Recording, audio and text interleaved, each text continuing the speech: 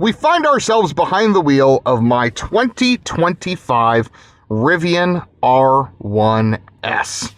This is my car, my daily driver. In fact, I have put, 1,330.7 miles up until this point. And in today's video, I'm going to tell you guys how my ownership has been so far. What are some of the things I like? What are some of the things I hate? Why is that 750S not in my driveway? All those things we will touch on in this video. But before we do, let's quickly level set on the car that I'm talking to you about today. This is a 2025 Rivian R1S. It is a base model car. In Rivian speak, S means SUV versus T means truck.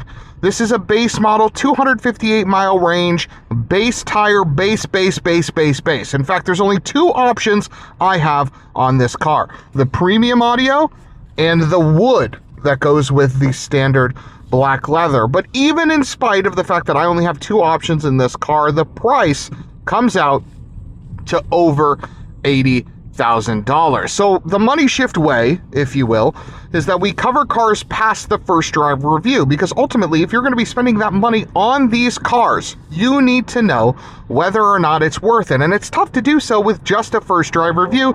So I try to give you guys MPG, interior, exterior, highway, pure sound, everything, so that when you're done with a video series, you'll know whether or not the car that I'm reviewing or the car that you're interested in is right for you or not. Ultimately, I don't care. You guys could use my referral code, get a Rivian of your own, get some swag in the shop, some free charging, all of that's great. Or you could end the video and decide, you know what, maybe internal combustion engine is where I want to park my dollars and I want to get something like an X5, and that's fine too. Ultimately, these videos exist so that you can pick the car that you want. So without further ado, let's get into the likes of the Rivian R1S, and then we'll end on the dislikes all throughout. If you guys have any questions, don't forget to put them in the comments. I'll do my best to respond as fast as possible. Who doesn't love a Raptor? That thing is just sick. Okay, the first thing that I love about this Rivian R1S is the look. Inside and out, I think this Rivian R1S is just one of, if not the best, SUV under $100,000. In fact, I challenge you, in the comments, give me an SUV that you think looks better than the Rivian R1S for under $100,000 and tell me why, because I don't buy it. This thing has the right shape, has the right tires, has the right amount of plastic cladding to give, you know, just that off-roady kind of feel. Like, oh, this thing is just so beautiful outside. And then inside you have this open pore wood with this subtle green that goes onto the steering wheel, and really nice leather on the dash with really nice stitching. It's just a really good place to be. And one of the concepts that I talk about when you're looking for a car to purchase is not only the feelings that you feel in terms of driving enjoyment, like when you press the gas, when you steer the thing, how does it make you feel? But I also like the sort of aura a car gives off and what it makes you feel like. And when I'm driving this Rivian, I don't know, man, I just get a little bit more confidence, a little more pep in my step. I just feel good. And a lot of that has to do with how the car looks on the outside and how the car looks on the inside. The second thing that I've loved about this Rivian R1S is that as a family car, it has been absolutely terrific, okay? We have had two types of car seats in this car. We have had an UPPAbaby Aria infant car seat with the base, and now we have a Maxi Cozy Emmy 360. And both of those car seats, okay, I have been able to sit in front of the car seat comfortably. I'm 6 feet, 280 pounds. That was not the case in any other car that we've had. It's not the case in my Model 3, which I understand it isn't a three-row SUV, but anyway, it's not the case in my Tacoma, it's not the case in any of the other cars we've test driven.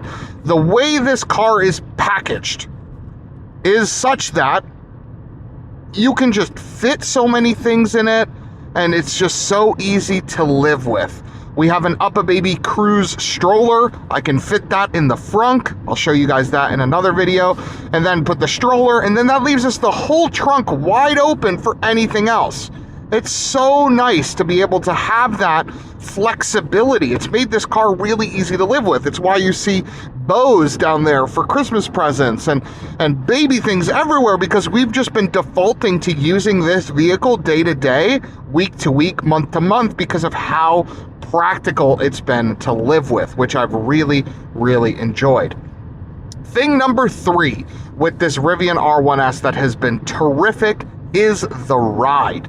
The all-terrain tires combined with the revised suspension have made this thing float like a damn Cadillac. Oh my goodness. I don't care if there's potholes. I don't care if there's undulation. I don't care if there's anything. I'm driving over it. I'm not feeling a damn thing. And I'm just sitting here refreshed, relaxed in my really nice front seats and just enjoying the ride. This car is more luxurious than some Audi products, than some BMW products, and I'm talking about on a like-to-like scale. I'm talking about other vehicles with air suspension. I'm not comparing this to coil spring cars. If you compare it on like terms, even if I go over these rumble strips, okay, traditionally upsetting to your drive, not in this thing. We're just going over it, not a problem. I love the ride of this Rivian R1S. Number 4, the power. Even though this is a base model dual motor car making only 455 horsepower, we have a good amount of pep. We're going 65 miles an hour right now. If I step on the gas at 55% state of charge, we pick up at a good clip, getting to speeds that you probably shouldn't drive to on a daily basis, no problem. And that's in the base motor car. No performance, no tri, no quad. The power level is more than adequate in this SUV. I've really, really enjoyed it. Last but not least, for the things that I've liked about this Rivian R1S, and there's some more, but these really are the core ones, are the improvements that I've already gotten in this car since I've purchased it. When I first bought this car, the premium audio was, for lack of a better word, garbage. It was horrible. It was bad. It was worse than my wife's base Model 3 stereo system. It was worse than my Tacoma stereo system. And you're talking about a vehicle you're paying $80,000 for and its premium audio equivalent, right? I'm not talking about the base stuff. I'm talking about the premium audio you can get in this car was just horrible. But since then, we've gotten an update, and that update has helped. And now this audio system, pretty dang good. It's not a Bowers & Wilkins, it's not Meridian like you used to get in the old Rivian products, but it's pretty good. Another example is the highway assist.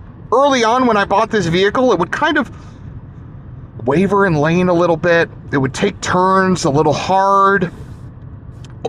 Overall wasn't the best. Now they've already added an update that has smoothed it out, made it a little bit better, and I can imagine over time it will continue to improve. The nice thing about this highway assist system is this car will do lane changes on its own, and if you wanted to get that in a Tesla product, you would have to get full self-drive, and in a GM product, you would need to have Blue Cruise, like, right, you need more things. In this car, it just comes with the highway assist, which is really, really nice. But yeah, the improvements that Rivian has made to this Gen 2 product since I have purchased it have been great, and more are to come, which I am very, very excited for. So that was a lot to like, right?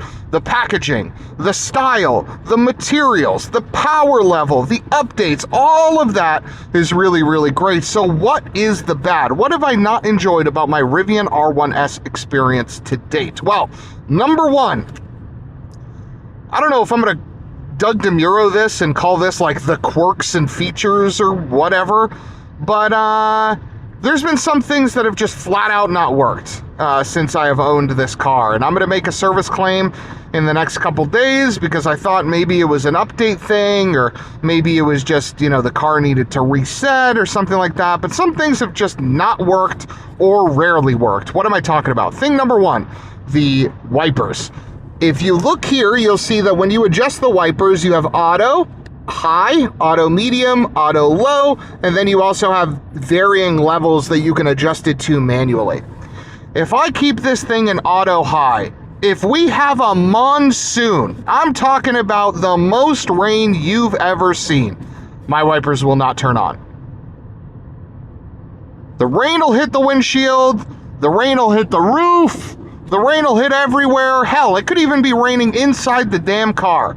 The auto wipers will not turn on. Don't know why that is.